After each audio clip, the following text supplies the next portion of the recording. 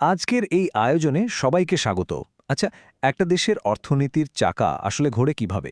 ব্যবসা বাণিজ্যের প্রসার ঘটাতে একটা সুনির্দিষ্ট প্রশাসনিক কাঠামো থাকা কিন্তু ভীষণ জরুরি। আজ আমরা বাংলাদেশের বাণিজ্য খাতের ঠিক সেই গুরুত্বপূর্ণ কাঠামো আর এর সাথে যুক্ত বিভিন্ন প্রতিষ্ঠান নিয়ে দারুণ কিছু তথ্য জানব।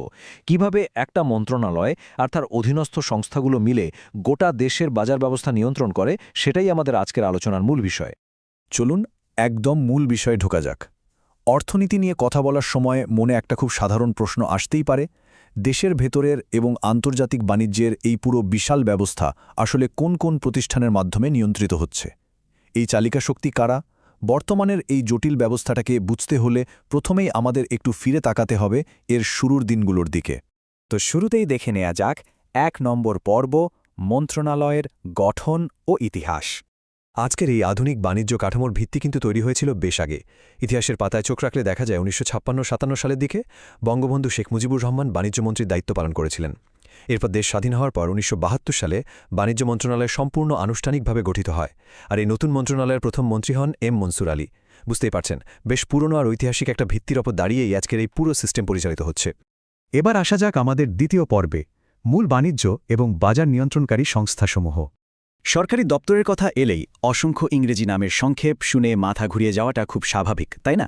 নামের এই অ্যালফাবেট স্যুপ বা ভিড়ে হারিয়ে যাওয়াটা অস্বাভাবিক কিছু নয়। কিন্তু বাণিজ্য মন্ত্রণালয়কে যদি আমরা একটা বিশাল ছাতা হিসেবে কল্পনা করি, তাহলে এর নিচের এই ৬টি ভীষণ গুরুত্বপূর্ণ প্রতিষ্ঠানকে খুব সুন্দর দুটো ভাগে ভাগ করা যায়। একদিকে রয়েছে বাণিজ্য ও বাজার নিয়ন্ত্রণকারী সংস্থা, আর অন্যদিকে ব্যবসায়িক ও পেশাজীবী সংগঠন। এই ছোট্ট বিভাজনটা মাথায় রাখলে পুরো কাঠামোটা বোঝা একদম পানির মতো সহজ হয়ে যাবে।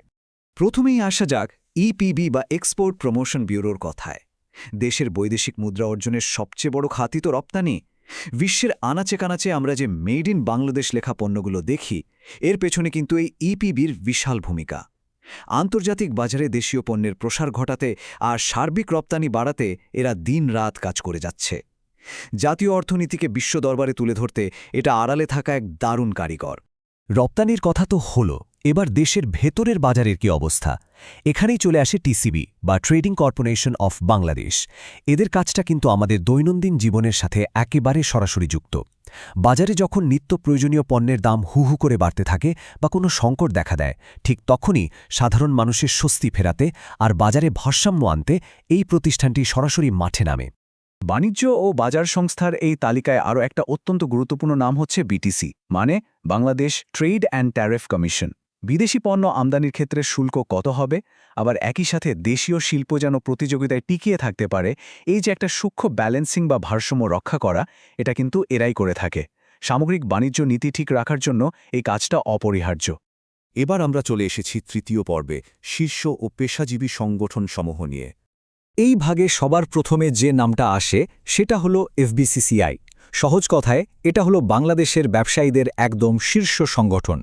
বড় বড় শিল্প মালিক থেকে শুরু করে চেম্বার অফ কমার্স, সবারই একেবারে চূড়ায় এদের অবস্থান। জাতীয় পর্যায়ের যে কোনো নীতি নির্ধারণ বা দেশীয় বাণিজ্যের বিকাশে এরা পুরো খাতের একটা মূল ছাতা হিসেবে কাজ করে। এখানকার সবচেয়ে আকর্ষণীয় দিকটা হল বাণিজ্যের দুনিয়ার দুটো অত্যন্ত মর্যাদাপূর্ণ পেশাজীবী প্রতিষ্ঠানকে আমরা পাশাপাশি দেখতে পাচ্ছি।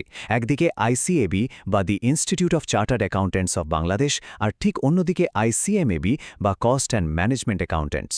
বাণিজ্যের যে কোনো স্তরে স্বচ্ছতা আর জবাবদিহিতা নিশ্চিত করতে হিসাবরক্ষণ এবং খরচ ব্যবস্থাপনায় এই দুটো প্রতিষ্ঠানই হল মূল ভিত্তি। এদের ঠিক করে দেওয়া মানদণ্ড মেনেই কিন্তু দেশের বড় বড় কর্পোরেট প্রতিষ্ঠানগুলো চলছে। সব মিলিয়ে এই আলোচনা থেকে এটা বেশ পরিষ্কার যে শক্তিশালী ঐতিহাসিক ভিত্তির ওপর দাঁড়িয়ে থাকা এই প্রতিষ্ঠানগুলোই দেশের অর্থনীতিকে সচল রেখেছে। কিন্তু সবশেষে যে প্রশ্নটা ভাবনার খোরাক যোগায় তা হলো, এই মৌলিক প্রতিষ্ঠানগুলো কিভাবে ভবিষ্যতের বাজারকে আরও টেকসই আর সুসংগঠিত রূপ দেবে। এই কাঠামোর সঠিক প্রয়োগ আর জবাবদিহিতায় কিন্তু নির্ধারণ করবে আমাদের আগামীর অর্থনৈতিক গতিপথ। ভবিষ্যতের বাজার নিয়ে এই প্রশ্নটা মাথায় রেখেই আজকের মতো এই আলোচনা এখানেই শেষ করছি।